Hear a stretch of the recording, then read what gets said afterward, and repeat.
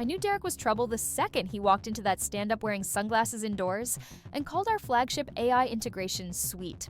Just some Python glue. But that's not where this story starts.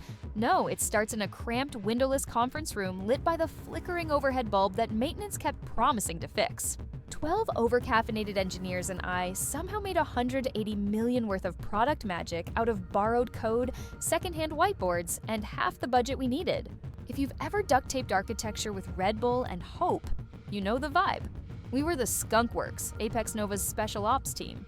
They didn't advertise, but they always leaned on us when deadlines snarled and investor calls loomed. 12 of the sharpest minds I'd ever worked with. Alex, who could build a CI pipeline from scratch using only post-it notes and spite. Jordan, who wrote rejects like it was haiku. Even Taylor, the jaded ex-Google guy who only smiled when mocking our Jira board, stayed because, in his words, "At least here, my soul isn't a line item." They weren't just employees. We were something closer to a wolf pack with matching security badges. I wasn't their manager so much as their war-weary general, one who'd earned every ounce of respect through trench warfare with middle management. We built this platform from nothing. A modular control system that could plug into any industrial stack, learn patterns in days, and optimize performance in ways that made supply chain consultants look like toddlers with crayons. If Apex Nova had a future, it was sitting in our GitHub repo. Now, before I go on, I've got to break the fourth wall here for just a second. Listen, I know a ton of you are probably lurking, enjoying the chaos, sipping your coffee, maybe even nodding like, yep, that tracks. But you haven't subscribed. Over 93% of listeners don't hit that little button. It's free. It helps the algorithmic gods bless this mess, and honestly, it keeps my team motivated while we sort through these wild betrayals and corporate train wrecks. So, hit subscribe, throw us a like, and let's get back to Derek, the human PowerPoint transition. So, how did I end up in charge of all this? 4 years ago, the original PM ghosted right before a product demo. I filled in. Then, the dev lead flamed out mid-sprint. I stepped up. Eventually, leadership just shrugged and said, well, she's already doing the job. And they gave me a title so long it didn't fit on business cards. But I didn't care. I wasn't here for titles. I was here because we were building something worth bleeding for. We weren't flashy. Our lab had more cables than chairs. The AC was stuck on January in Siberia, and our coffee maker rattled like it had PTSD. But we had autonomy. Nobody micromanaged us, partly because we hit our KPIs, and partly because no one understood what we were building well enough to interfere. The only real tension came from above. The C-suite circus that kept changing hands every fiscal quarter like musical chairs played with stock options. But we stayed out of it. Or at least we tried, until the day the new vision memo dropped. That's when everything started shifting. HR started showing up to team meetings just to observe. Budgets got rerouted to strategic initiatives that somehow always involved consultants with vague titles and shinier shoes than deliverables. And worst of all, whispers started drifting down from upstairs that our product was nearing maturity and ready for operational integration. Translation: we'd done the hard part, and now some exec wanted to slap their name on it before launch. Still, I trusted the system. Trusted that delivering results would shield us. That being indispensable meant something. I thought meritocracy had a fighting chance, even in a place where the break room had motivational posters about disruptive synergy. Spoiler alert, it didn't. But that realization hadn't hit me yet. Not fully. At this point in the story, I was still walking into work with my badge and my bulletproof optimism, planning out our next feature sprint like it actually mattered. I was sketching out plans for expanding our neural net capacity and drafting internal training docs for our junior devs. Even brought in donuts on Fridays. Who the hell brings donuts to a battlefield? I did, because deep down I believed that if you built something valuable enough, if your team trusted you enough, and if your intent was good enough, the system couldn't just erase you. I was wrong, but we'll get there. For now, picture me standing at the front of our tiny war room, marker in hand, drawing up the last phase of rollout. We were 2 weeks from launch. 2 weeks from launch, I was still smiling, still saying things like, let's test this in staging first just to be safe. And we'll document everything clean so handover is smooth. And right outside that door, Derek was waiting, aviators on, clipboard in hand. Already scheming, already deciding. I just didn't know it yet. Derek showed up on a Thursday like a bad update you didn't authorize. He had that freshly laminated MBA smell, like too much cologne. overconfident slides, the vague threat of mandatory team-building retreats. He didn't shake hands. He deconnected. He didn't ask questions. He challenged assumptions. And 5 minutes into his first meet and greet, he used the phrase low-hanging fruit so many times I thought he was pitching a juicer. He strutted into our lab with a smirk like he just inherited a toy he didn't know how to play with, but fully intended to break anyway. He pointed at our Kanban board like it personally offended him. Then he turned to Alex, who wrote the ruler that saved us $3 million in energy costs, and said, "You guys still use the sticky note crap?" I should have walked out then, but I didn't, because I'd seen men like him before. Swagger without substance, flash without follow-through, the kind of guy who referred to himself as a thought partner in one-on-ones, but had never shipped a line of code or debugged anything tougher than a coffee machine. He was the human embodiment of "don't touch that, it's working." Still, I tried. I offered to brief him on the platform, sat with him, pulled up the modular build structure, walked him through our pipeline integrations, explained how the licensing worked. Well, the public parts. His eyes glazed over around the third slide. He waved me off. "I'm a big picture guy, Alexis. I let my people handle the weeds." Spoiler, I was the people. And those weeds? They were load balancers, API endpoints, and 1,000 silent tripwires he didn't even know existed. By week 2, he was using words like synergies and streamlining, said he wanted to break the dependency chain and unlock full engineer potential. Translation, he thought my leadership was getting in the way, that my role was optional. He even floated bringing in his old college buddy Ryan to help operationalize delivery. Ryan had no dev background, but he once managed a frozen yogurt chain that went viral on TikTok, so obviously qualified. The day it all clicked, the day I knew Derek wasn't just clueless, but dangerous. He called a one-on-one. No agenda, just a quick sync. "Alexis, always beware a man who sinks without warning."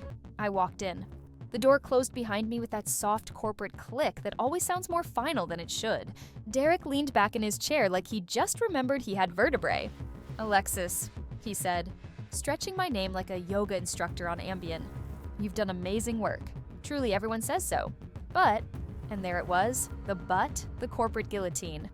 "But," he continued, "we're moving into a new phase. A phase that requires a different kind of leadership. Less hands-on, more decentralized. You understand, right? We need to empower the team." I blinked. "They're already empowered. They designed the system. I just keep the obstacles off their runway." He smiled the way snakes do in cartoons. "Exactly. And I think they're ready to fly solo." I folded my arms. "You're planning to cut me," he chuckled. "No one's getting cut. We're evolving. Roles shift. Needs change. We're going to let the engineers self-organize. Ryan is going to facilitate that." "Ryan," I said flatly. He nodded like I'd just praised him. "He's got great instincts. Ran a retail operation during the pandemic. Very agile." I stared at him. "You're replacing engineering oversight with the guy who managed waffle cones." Derek gave me that smirk, his trademark, and said, "Don't get emotional, Alexis. This isn't personal. It's just efficiency." Ah, there it was. The dagger disguised as logic. I stood up. "Do you realize this product exists because I negotiated the continuation of development through a contractor restructure when the budget got slashed?" "Right," he waved a hand. Right. The whole "we almost didn't survive Q2 thing. Great story. But this isn't about history. It's about trajectory. I didn't slam the door on my way out. I didn't scream or send a scathing Slack or whip out receipts yet. I just walked back to the lab and looked at my team. My people. They were in the zone, building, debugging, laughing about something Taylor said. They didn't know yet, but they would. And when they did, they'd remember who built this platform. Not Derek, not Ryan, me. It happened on a Monday. Of course it did. Mondays are where hope goes to get mugged by middle management. Derek scheduled a team alignment huddle for 9 cause cam sharp in the main war room. That should have been the first red flag. He never showed up before 10 unless there was blood in the water. Second red flag, he brought bagels. Derek doesn't do carbs, but there they were, all neatly laid out next to a tray of lukewarm coffee and a single paper napkin folded like it owed him rent. The engineers filed in half awake, clutching laptops, reusable water bottles, and whatever caffeine vessel was keeping them vertical. I was there early, as always, sketching out our velocity metrics for the sprint retrospective we were supposed to be doing. Derek clapped his hands like a substitute teacher trying to win over 7th graders. "All right, team," he said. "Let's bring it in." I stood off to the side, confused. He hadn't told me he was running this meeting, but I let it ride. Maybe he was about to fumble his way through another one of his vision chats where he word saladed everyone into submission. He didn't. He cleared his throat. So big changes. New quarter, new direction. And we're making some strategic adjustments to maximize throughput and minimize friction. You've all been doing fantastic work.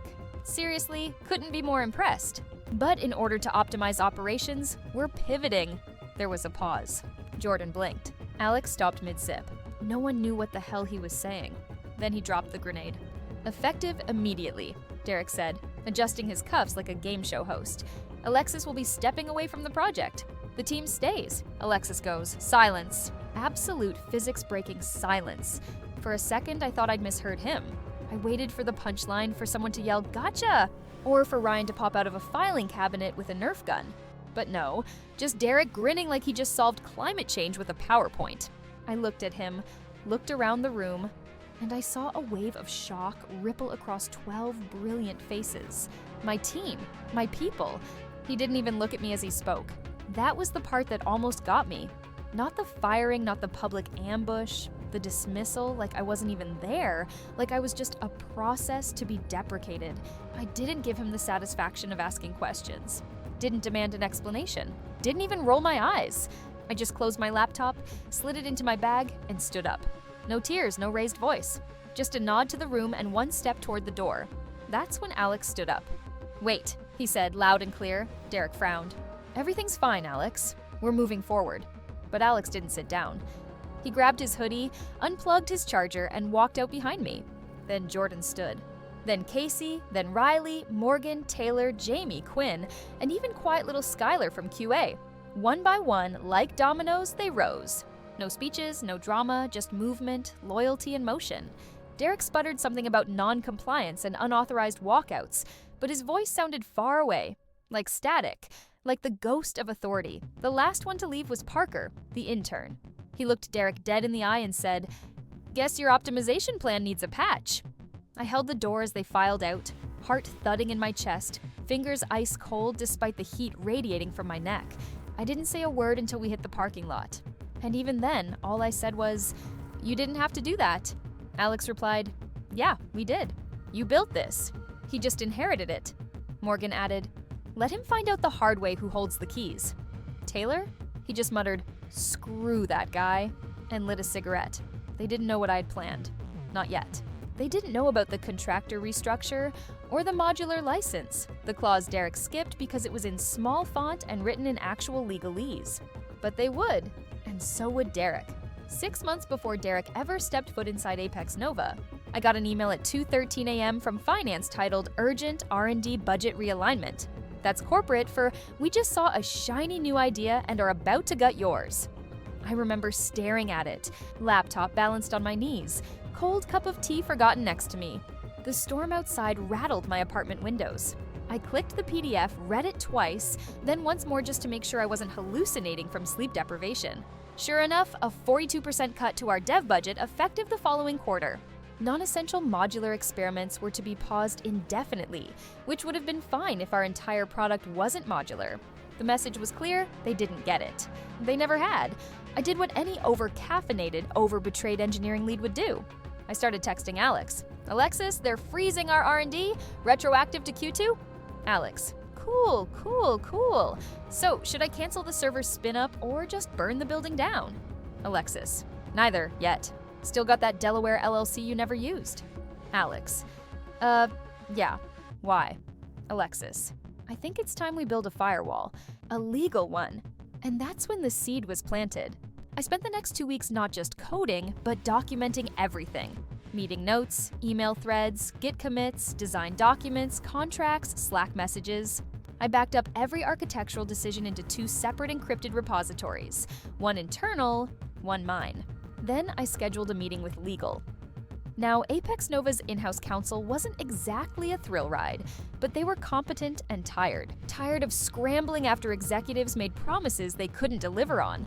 Tired of being looped in too late. When I explained the situation, that the company was asking us to finish a system they were no longer willing to fund, I framed it not as rebellion, but liability protection. If I take this off the books, I said, and continue work under a separate contractor LLC with clear licensing terms, you guys are actually safer. We reduce exposure, keep the IP clean. They raised eyebrows, asked smart questions, and in the end, they approved it. So long as the IP license was modular, revocable, and clearly delineated as external contractor work until full reintegration. I named the LLC Redline Modular Systems because every architect knows red lines mean don't touch. From that moment on, every new component, every upgraded patch, every performance tuning, every neural subunit flowed through Redline. It didn't break any laws. It didn't even raise alarms because, on paper, I was just ensuring project continuity under budget constraints. And Derek? Derek never asked. He showed up months later and skipped every single onboarding doc I'd prepared, blew past every SOP I handed over, scoffed at the 38-page implementation guide I wrote in case I got hit by a bus. He said, "Just give me the elevator pitch." And I did. Handed him the keys to a Ferrari and watched him assume. It was a lawnmower. He didn't know that the licensing clause tucked neatly in Appendix C of the modular integration contract required my ongoing oversight for any use of Redline modules beyond the staging environment. And if that oversight was removed, Clause 7.2.1 license was automatically revoked. I'd written it on a weekend while making soup because nothing fuels legal engineering like rage and lentils. The rest of the team didn't know either. Not then. I didn't loop them in. I didn't need to. Their contracts were technically tied to Redline as experimental modular contributors. I'd made sure they got paid properly, documented their hours, and even handled the tax forms. To them, it was just how we'd kept working through the lean months. But in the eyes of the law, we were independent contractors working on modular components under a third-party agreement. So when they walked out that Monday morning behind me, they weren't breaking protocol. They were leaving a client engagement. The difference? Massive, untraceable, and totally invisible to Derek, who still thought he was running the show. But the show had already been rewritten, and I was the one holding the script. It started with a text from Jordan. "Heads up, Derek's calling everyone. Says he's rebuilding team synergy. Wants a chat." I was sitting on my porch, sipping lukewarm tea and listening to the quiet for the first time in 4 years. No back-to-back stand-ups, no Slack pings at midnight. No duct tape deployments before demo day. Just the wind, my laptop, and a silent inbox that hadn't screamed in hours. I stared at her message for a moment, then replied, "Let me guess. Wants to know when you're free to jump back in?" Jordan. He says he's offering to restore continuity with a leadership-neutral structure. Neutral face. Alexis sounds like someone found the license notice, because by then, the lights had already started flickering. The internal dev environment, which ran entirely on Redline's modular stack, was partially down. Nothing critical, just access to the optimizer suite, the load prediction engine, the visualizer, the decision tree trainer. You know, the core features, the parts Derek never understood but always bragged about in meetings. They weren't deleted. That would have been dramatic and frankly stupid. They were just unavailable until license terms were met, which legally they weren't. Meanwhile, I hadn't reached out to a single engineer. No cult leadership, no whispered instructions, no rally the troops speeches. I didn't need to, because I'd structured it right from the start. Each contributor, Jordan, Alex, Taylor, the whole crew, had signed their Redline contracts individually. I'd made sure they had clean paperwork, separate NDAs, and clear scopes. They weren't Apex Nova employees. They were Redline consultants, and when I was dismissed, their project lead was effectively terminated.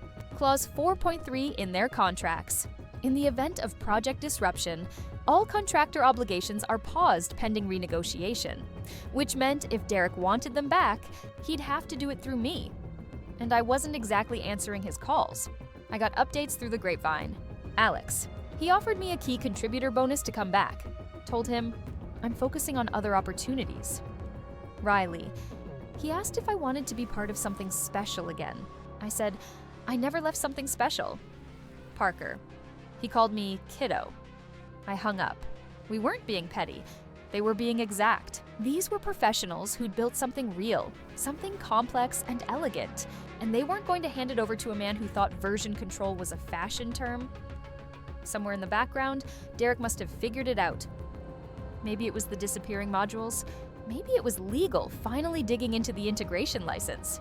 Maybe it was the silence, but he started panicking. He sent emails, voicemails, even tried looping in HR to offer clarification.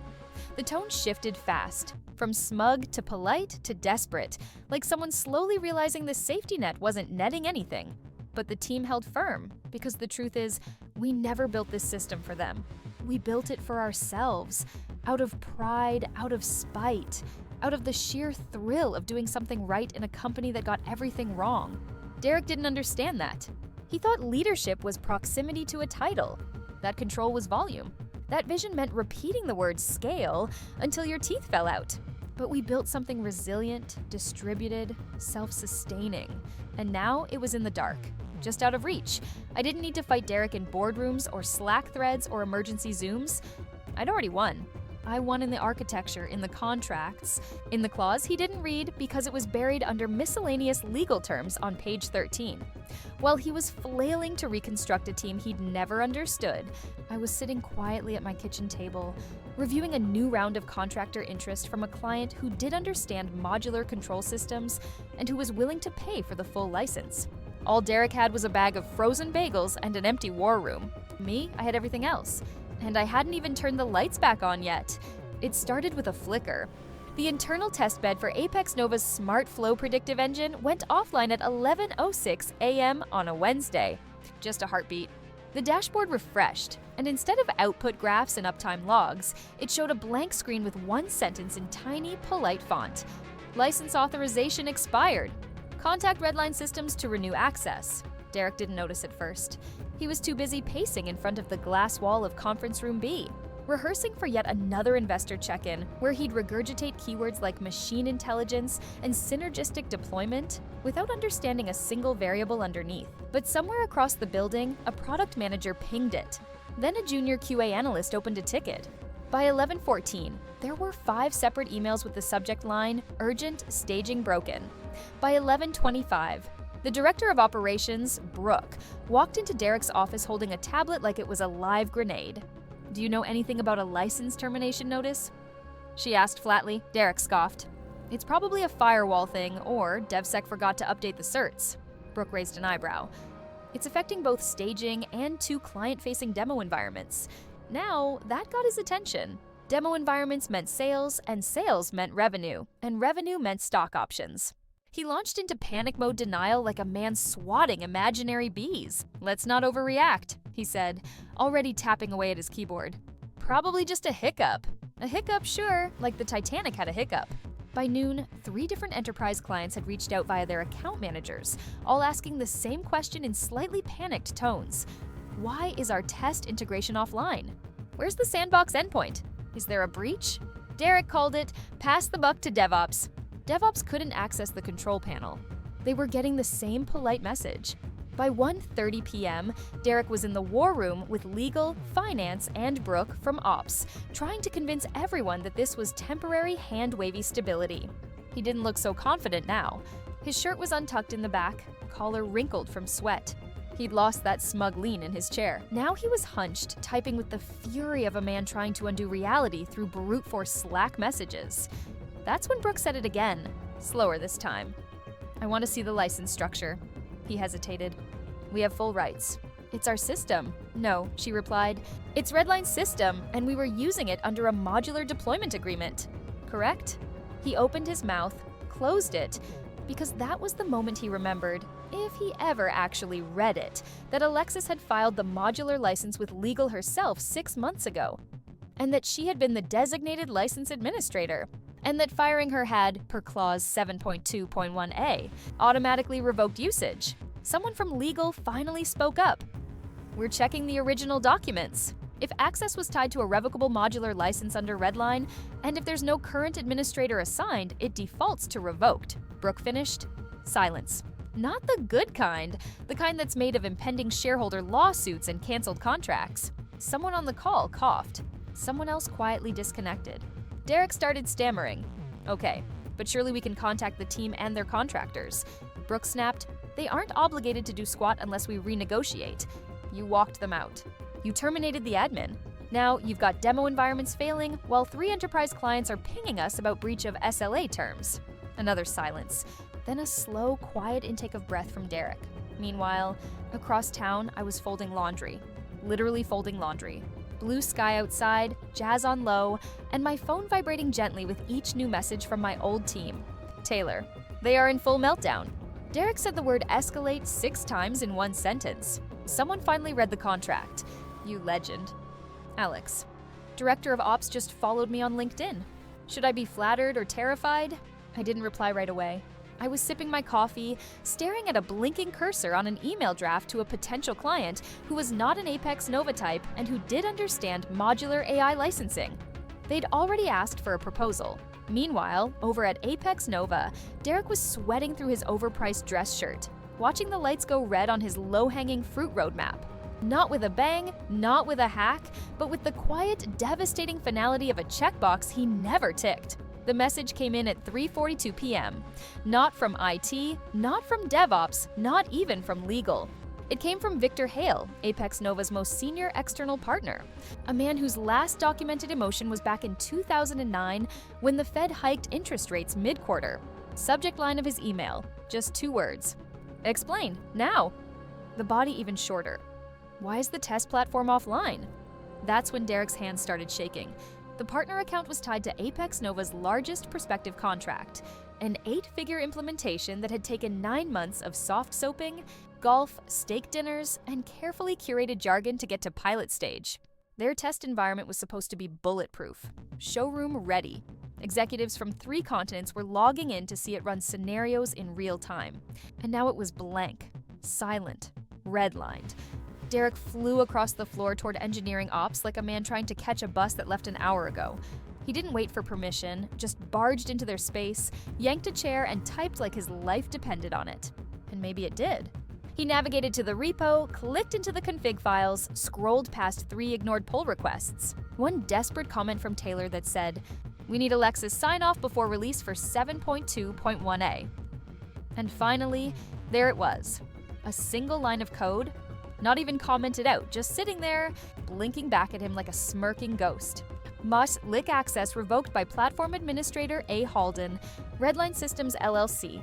And then the system log entry, timestamped, digitally signed, verified by the Integrated License Manager. Redline Modular License deactivated due to termination of oversight. See clause 7.21. That clause again, that clause got him. He stared at it like it was a foreign language, like it had personally betrayed him. His fingers hovered helpless. He couldn't delete it, couldn't override it, not without triggering the license breach alert that sent a notification straight to Redline's legal contact, which of course was me. He stood up so fast his chair nearly toppled. Someone in the room asked, "Everything okay, Derek?" He didn't answer. He just stormed down the hall like a man sprinting through a dream where all the doors keep changing. 2 minutes later, he was in Brooke's office again, waving the screen in front of her. She revoked it. Alexis, she revoked the license. Brooke read the line, said nothing. Scrolled further, saw the clause, then the digital signature. She closed her laptop. Her voice was so calm it made Derek flinch. "Call legal, now." He didn't move. She turned, slower this time. "Call them." Derek mumbled something about how there must be a workaround and it's just a misinterpretation of contract language.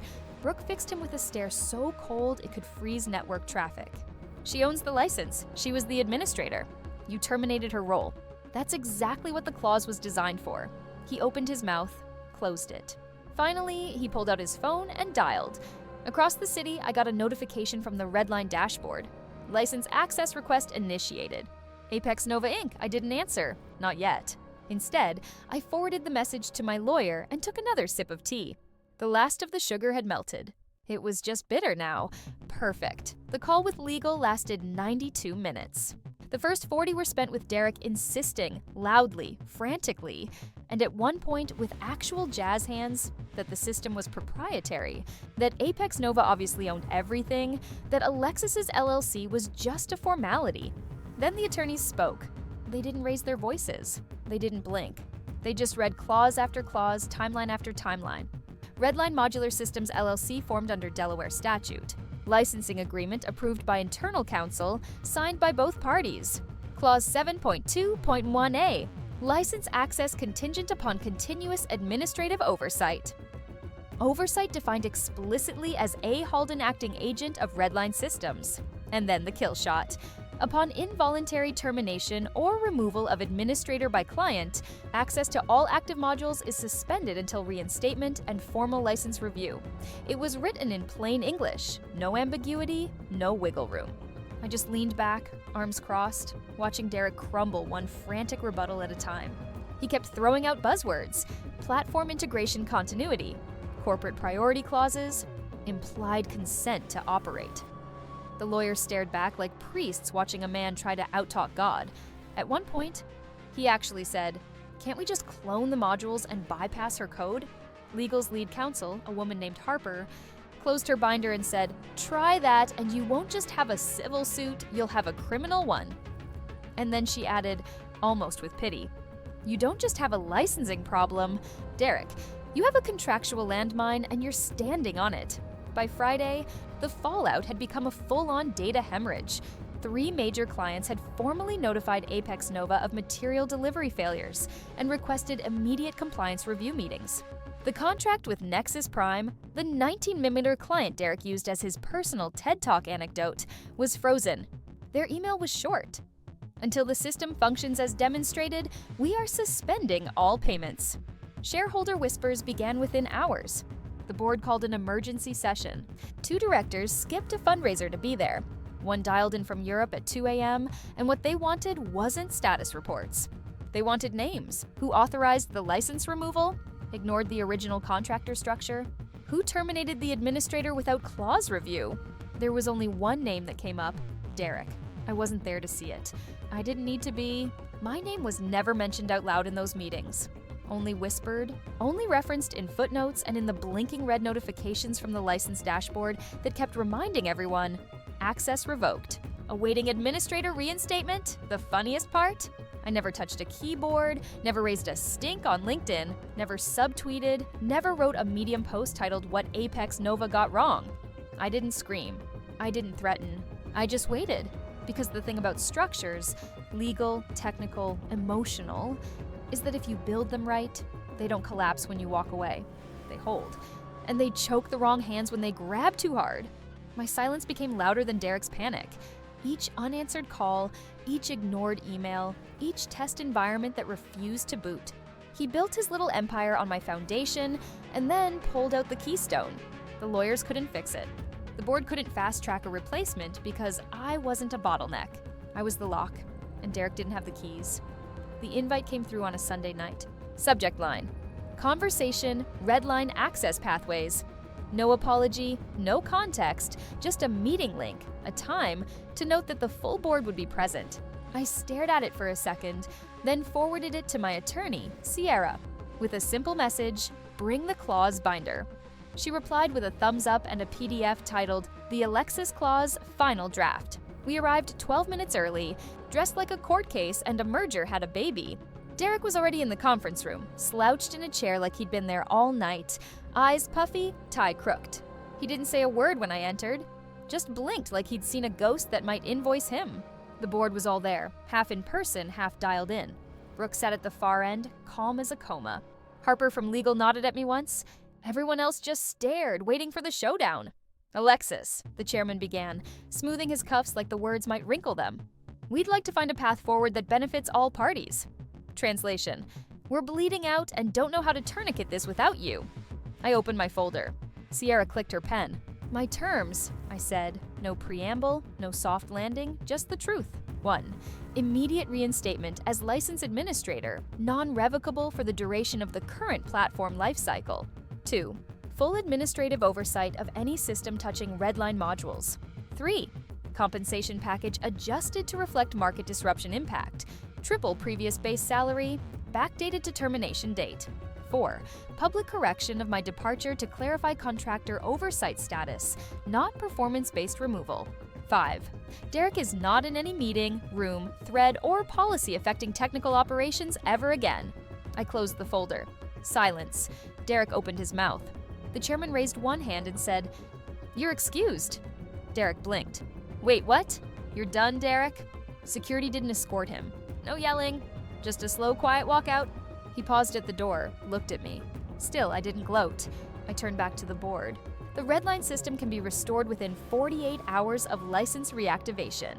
We'll need to re-verify endpoint integrity and rebuild staging environments, but the clients will be online again by end of week. The chairman nodded. Done. They took a formal vote. All in favor, 0 opposition. Brooke slid a new badge across the table.